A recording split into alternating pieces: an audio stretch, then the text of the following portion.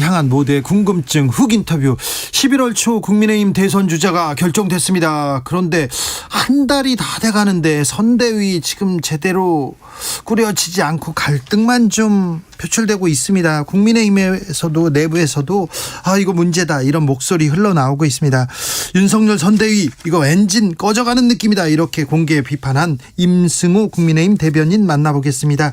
안녕하세요. 네, 안녕하세요. 임승우입니다. 네, 국민의힘 대변인 토론 배틀에서 1등한 임승우 맞지요? 예, 맞습니다. 네. 그래서 청년 대변인이 됐는데 네. 왜 청년 대변인의 목소리, 청년의 목소리를 듣겠다고 하는데 왜 국민의힘에서 청년들이 잘 안 보입니다? 아무래도 언론에서도 많이 보도됐듯이 경선 이후에 탈당 러시라는 것은 사실 분명히 있었습니다. 청년들의 탈당 러시. 네, 그것들을 분명히 부정하는 행위는 또 다른 상처를 줄 수 있는 거기 때문에 네.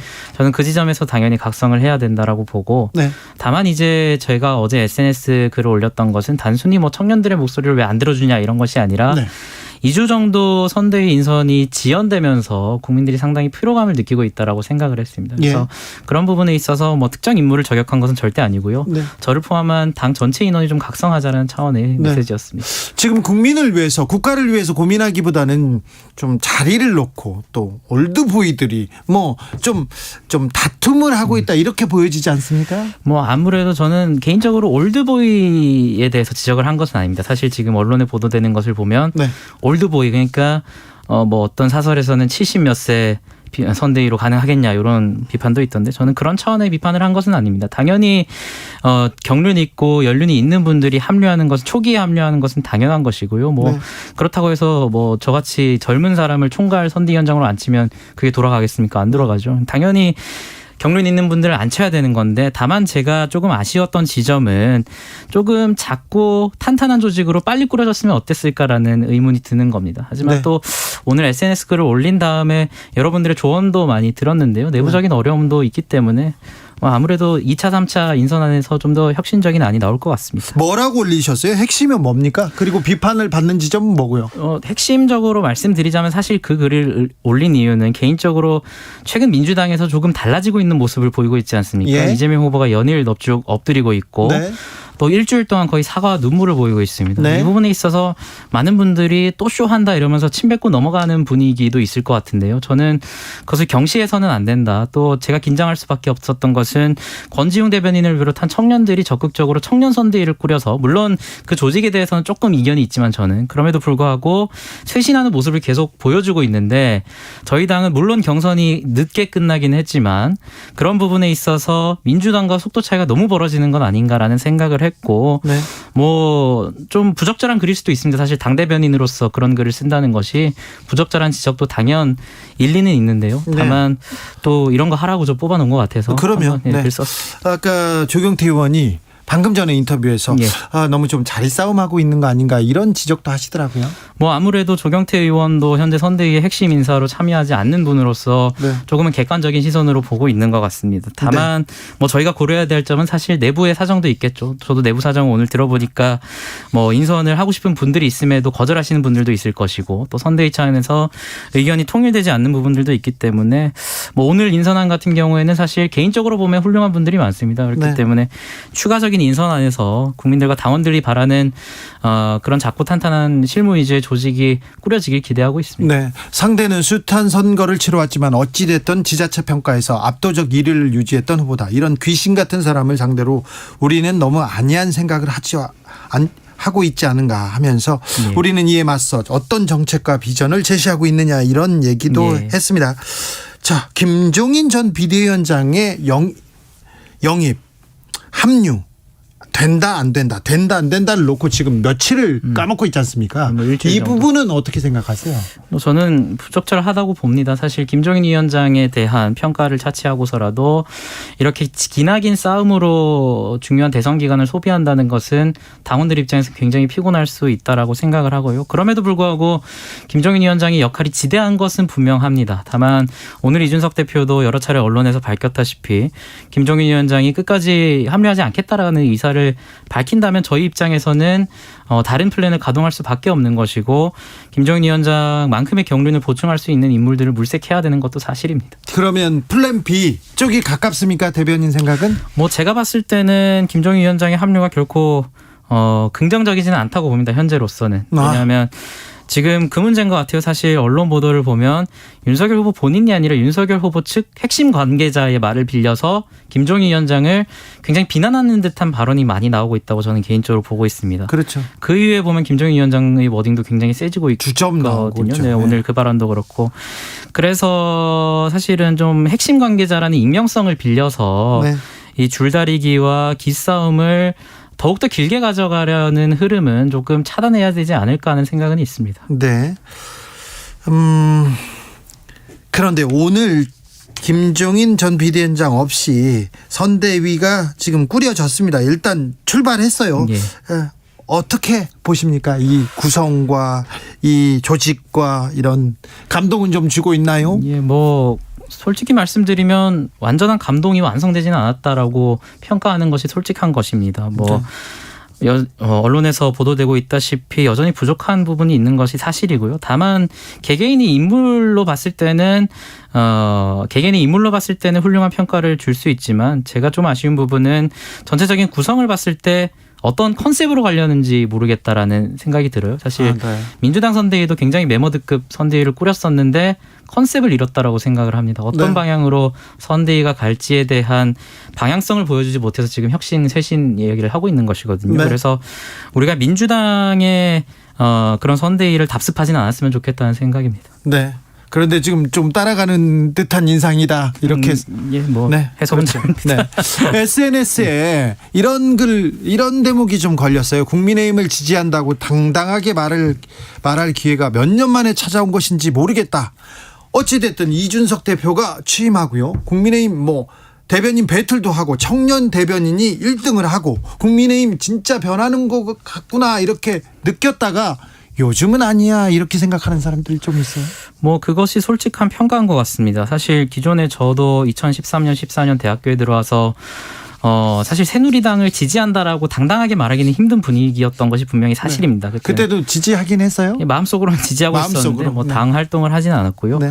다만 최근에 이준석 대표 취임 이후에 여러 가지 변화하는 모습을 보이면서 지지율의 측면에서도 당연히 보이다시피 국민의힘 지지한다가 부끄러운 명제가 아니었는데 최근에는 물론 선대위 과정에서 당연히 지연될 수밖에 없는 부분도 있지만 그런 부분에 있어서 다소 아쉬운 부분은 분명히 보이고 있는 것 같습니다. 네, 아쉽다. 그러면 윤석열 선대위는 청년들에게 어떤 비전과 희망을 보여준다고 생각하십니까? 보여줘야 한다고 생각하십니까? 또 보여줘야 한다라고 저는 생각합니다. 지금 보여주면 별로. 네. 지금 같은 경우에는 사실 윤석열 후보의 정책이나 공약이 나오지 못하고 있는 상황입니다. 왜냐하면 아직까지 선대위가 꾸려지지 않았기 때문에 그런 부분도 있겠지만 제가 그 SNS 글에도 작성을 했지만 이재명 후보의 방향성 정책이라는 것이 어쨌든 제시는 되고 있습니다. 저는 굉장히 비판을 많이 하고 있지만 네. 어쨌든 보여주고 있는데 그에 비해서 우리는 한 달 뒤에 경선이라는 어떤 시기적인 어려움이 있긴 했지만 윤석열 후보의 공약과 정책이라는 것이 아직까지 나오지 못하면서 시차가 너무 벌어지고 있다라는 생각을 했고 청년 문제에 있어서는 앞으로 윤석열 후보와 선대위가 어떤 모습을 보여주는지가 중요하겠죠. 그런 부분에 있어서 왜 국민의힘의 탈당 러시가 있었는지 그 이후에 청년들의 적극적인 지지를 받고 있지 못하는지에 대한 분석을 하는 것이 가장 우선시 되어야 될 작업이라고 생각합니다. 8977님께서 진영을 떠나서 젊은 대변인 앞날을 국민 한 사람으로서 응원합니다. 이렇게 문자를 주셨습니다. 이준석 대표와 윤석열 후보 조금 그리 사이가 그렇게 원만하고 잘 이렇게 굴러가는 것 같지는 않아 보입니다. 글쎄요, 저는 사실 경선 과정에서도 윤석열 후보와 이준석 대표의 갈등이 크다라는 분석은 컸는데요. 네.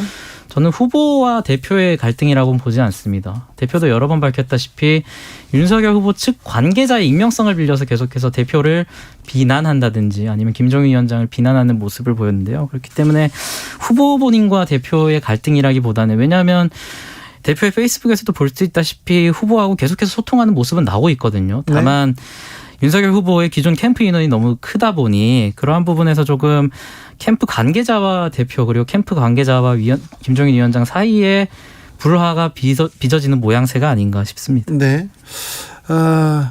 전직 대통령이었던 전두환 씨 사망을 두고 국민의힘이 보인 태도, 윤석열 후보가 보인 태도에 대해서는 어떻게 보십니까? 뭐 전두환 씨에 대한 국민의힘의 입장은 단호합니다. 그 부분에 과라는 것이 너무나도 크기 때문에 그 부분에 대해서는 당연히 인지를 하고 있고, 뭐 윤석열 후보 본인도 조문에 대한 것은 사실 저는 대표가 말했듯이 자율적으로 갈 수 있다라고 생각을 합니다. 하지만 대선 후보로서는 최근에도 사실 윤석열 후보는 이 광주 민주화운동과 관련해서 조금은 부적절하다고 할 수 있는 발언을 함으로써 실망감을 안겼기 때문에 네. 이런 상황에서 조문을 하는 것이 정무적으로 부적절하다라는 판단을 본인도 하신 것 같고 네. 그런 부분에 있어서 이준석 대표의 의중도 많이 반영되었다라고 저는 들었습니다. 네. 그렇기 때문에 뭐 적절한 처사라고 생각하고 있습니다. 윤석열 후보가 청년들 예. 그리고 또 뭐 구직자들한테 이렇게 가서 하는 얘기 중에 몇 가지 좀 설화가 있었어요. 예. 그래서 2030 청년들이 지금 윤석열 후보한테 지금 마음이 안 온 겁니까? 뭐 아무래도 경선 과정에서 있었던 소위 말하는 실언들이라는 것도 분명히 작용을 했을 것 같습니다. 네. 하지만 그것은 입당을 한 지 지금 한 4개월 차 된 후보라는 점을 감안한다면 정무적인 차원에서 메시지를 다듬는 것이 부족했던 것은 분명하지만 네. 후보의 철학 자체에는 2030 청년들이 그렇게 반기를 들 만한 지점은 없다고 보고요. 그래서 최근에 선대위가 꾸려지고 윤석열 후보가 대통령 후보로 확정되면서 그 이후에 메시지를 내놓고 있는 것들을 보면 그런 뭐 120시간 발언이라든지 네. 이런 부분은 아직까지 등장을 하고 있지 않기 때문에 네. 뭐 저는 이렇게 정제된 메시지를 계속 주는 것이 네. 2030 청년들에게도 와닿지 않을까라고 생각합니다. 알겠습니다. 정치 후배 윤석열 후보한테 임승호 대변인이 자주 좀 조언을 하십시오. 자, 민주당은 더 다이너마이트 청년 선대위를 출범시켰습니다. 자, 청년들이 국민의힘에 실망했다고는 하지만 그렇다고 해서 민주당 쪽으로 가지는 않은 것 같습니다. 자, 그런데 민주당의 이 활동 어떻게 보셨어요? 뭐 저는 굳이 비판하고 싶지는 않지만 저는 이렇습니다. 사실 여야를 떠나서 청년 조직을 따로 떼서 만드는 것에는 저는 개인적으로 좀 비판적인 편입니다. 왜냐하면 물론 청년 선대위를 꾸린다면 그곳에서 뭐 권지웅 대변인을 비롯한 젊은 청년 민주당 정치인들이 활동할 수 있는 영역 자체는 보장되겠지만 저도 이런 조직에서 활동해 보면 모든 이슈에 있어서 모든 이슈의 시각을 청년으로 제한시킵니다. 뭔가 신선해야 되고 뭔가 개혁적이어야 되고 뭔가 그런 거 있잖아요. 뭐 청년다워야 된다. 네.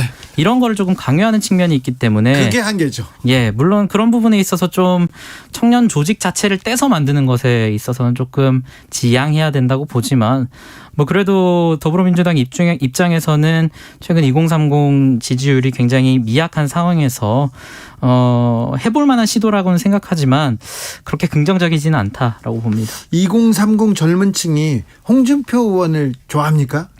뭐 경선 과정에서도 봤듯이 지지율이 높았었던 것은 사실이죠. 네. 그런데 홍준표 의원이 지금도 뭐 청년 플랫폼도 꽤 인기가 있는 것 같은데 그 플랫폼에서 계속해서 윤석열 후보를 겨냥한 듯한 발언 나오지 않습니까? 그건 어떻게 보세요? 뭐 아무래도 홍준표 후보 개인 발언에 대해서 뭐 이렇다 저렇다 할 입장은 아니지만 뭐 다소 당 지도부 입장에서는 곤란한 메시지도 사실 좀 있긴 합니다. 뭐 예를 들어서 비리 대선 후보가 비리 대선이 됐다라든지 아니면 또 상대당의 어떤 김부겸 총리나 이낙연 대표를 대통령감이다 이렇게 말씀하시는 부분은 사실 저희 당 지도부 입장에서는 조금 곤란할 수 있다라는 부분은 있지만 저희 당이 주목해야 될 지점들은 그럼에도 불구하고 이 청년의 꿈이라는 플랫폼에 민주당을 가지는 않는 저희 당을 지지했던 청년들이 왜 여기에 고립되어 있는지 그 부분은 직시해야 될 것으로 보입니다. 그렇죠. 고민할 대목이 맞아요. 네. 네. 가온님께서 이 사람 누구야?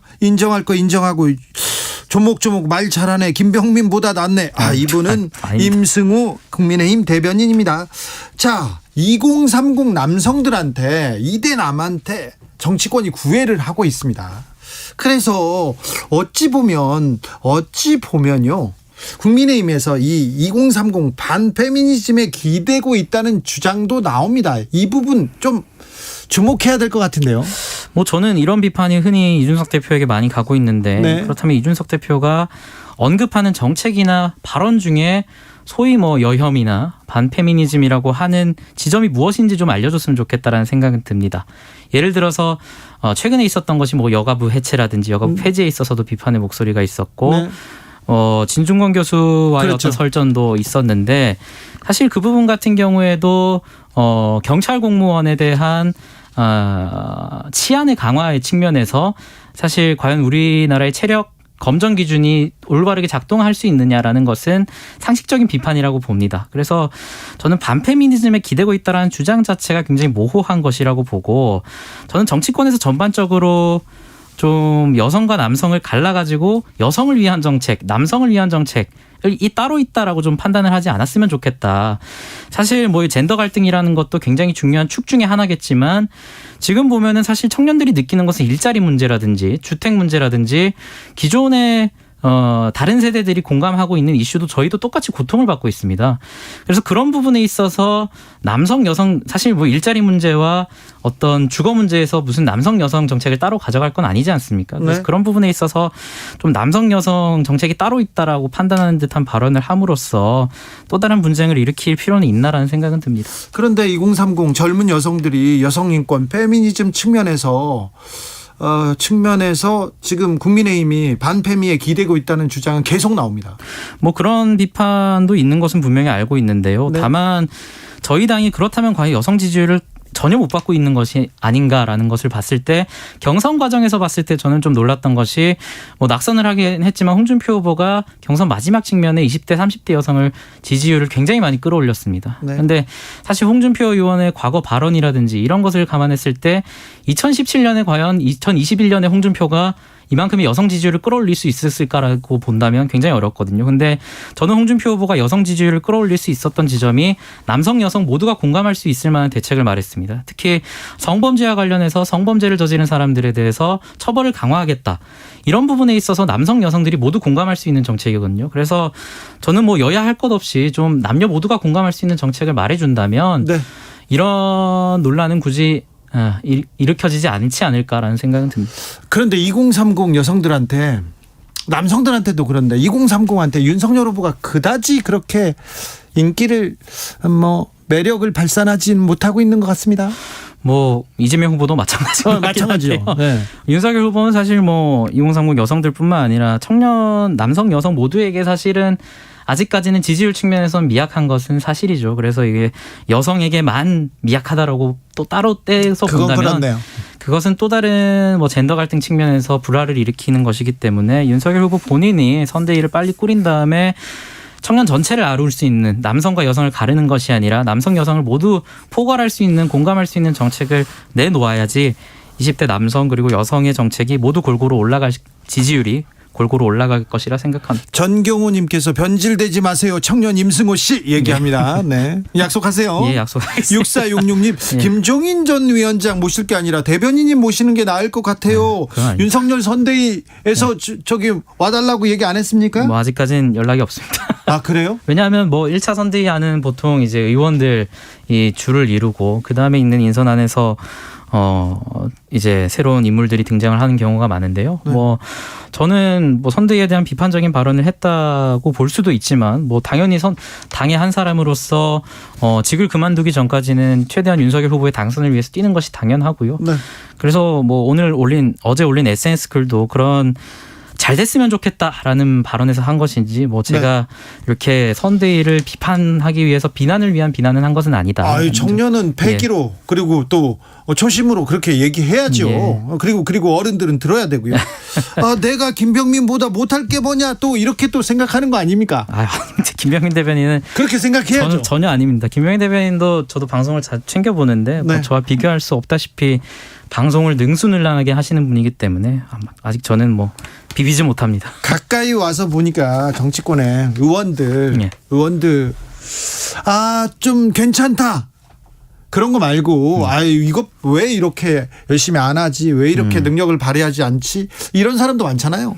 뭐 그런 부분도 사실 많이 보이고 네. 변화해야 되는 측면도 많이 보입니다. 사실 이렇게 가면은 바로 반말하시는 분들도 있거든요. 네. 물론 제가 나이가 워낙 어리다 보니 친근감에 하시는 말씀이긴 하겠지만 어이 그러고 이름도 안 부르고. 그래서 저는 그런 부분은 좀 변해야 될 것 같다. 그래서 뭐 그런 분들의 살아온 세대의 특성도 고려를 해야겠지만 그런 부분에 있어서는 뭐 여야 전부 반성해야 되지 않나 생각합니다. 알겠습니다. 임승호 대변인 앞으로 어떤 네. 정치 하시겠습니까?